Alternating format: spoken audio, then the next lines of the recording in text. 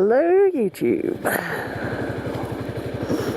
Whether you can see anything because they're a bit fogged up, but this is my second attempt at vlogging because the first one I only recorded for about 6 seconds, which is absolutely piss useless.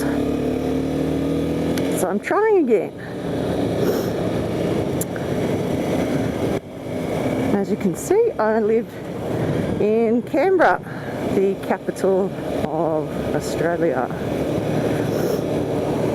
I am a newbie, so please don't be harsh when I screw up my gear changes. I am out on a practice ride at the moment. I'm on holidays, which is very nice. I've got 2 weeks off. I hope this is still recording. And if it's not, I am going to throw this camera in the bin and get another one. I don't have a fancy GoPro or a drift. However, the crappiness of this one may force me to get one.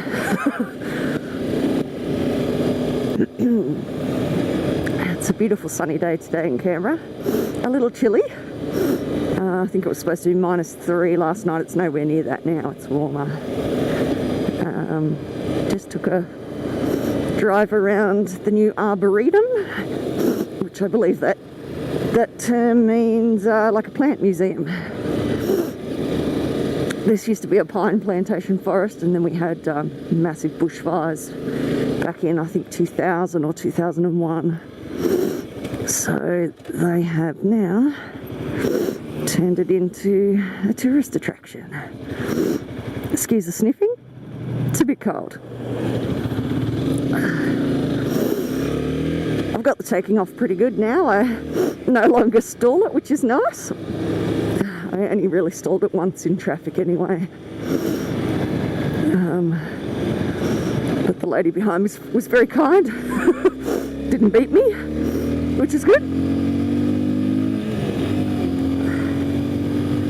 I wanted to know if there are any CBR riders out there who would know how far out their speedo is.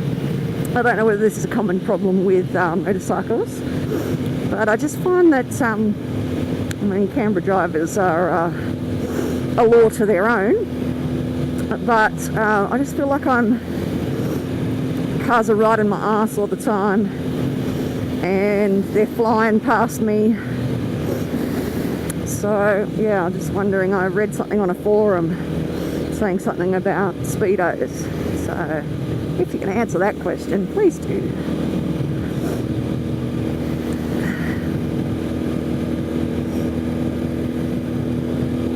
It's a bit chilly. I don't even know if this angle is any good. It probably completely sucks. But hey, you've got to start somewhere. And I'm going to speed a bit to get in front of this car.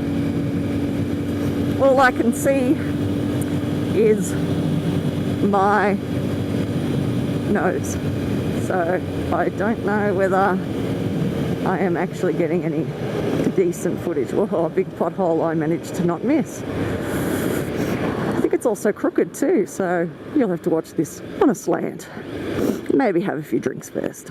It'll seem normal. Right, let's see if I can straighten it up.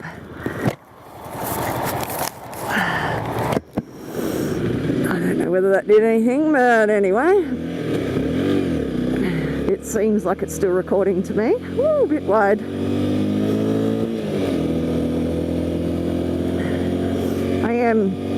I know there's great debate on the internet and on YouTube about starting on 250 motorcycles and that they're not proper bikes. But look, I'm really enjoying this. I'm really pleased with my first choice for a bike. Yeah, there are times where I would like a bit more power, but I think for a girl, and I'm not saying guys out there who ride a CBR 250R I'm not saying it's a girl's bike, but for me at this time, it's perfect. So, yeah.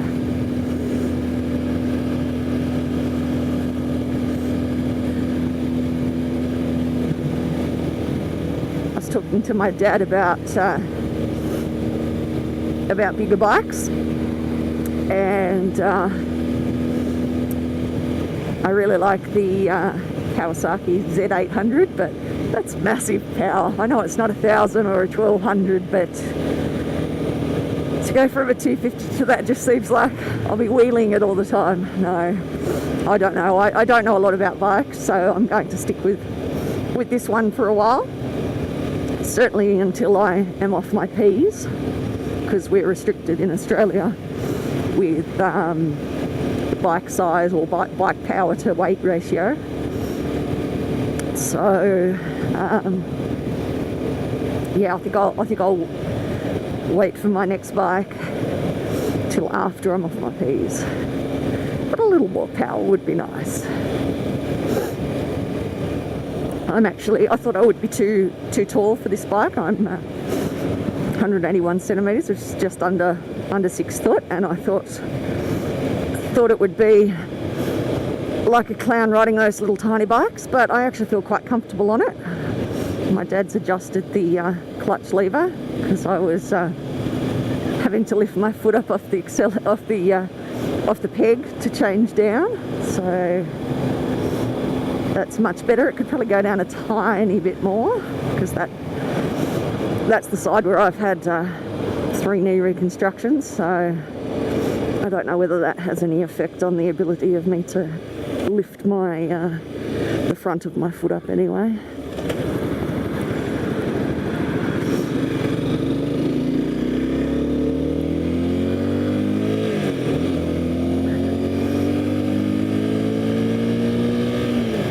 I can see that I'm still recording. I'm so happy about that.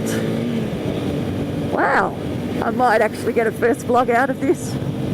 Take one was just 6 minutes or 6 seconds, as I said.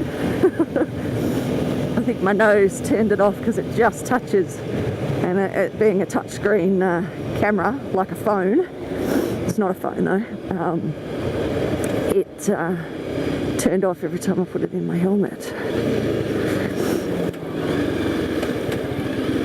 Interesting place to walk on a road that's 80.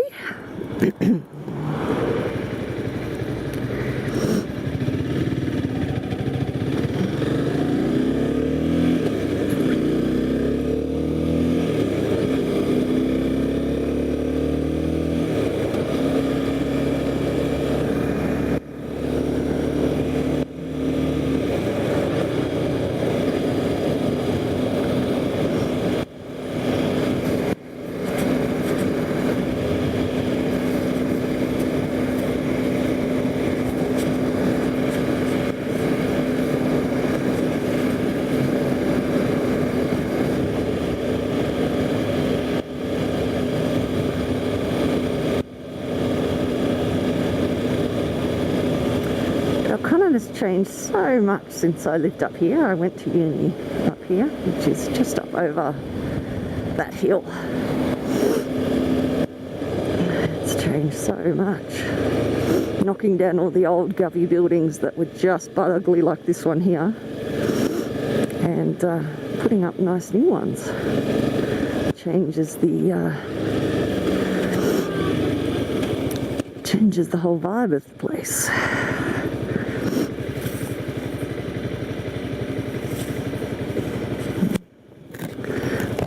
Time for another adjustment.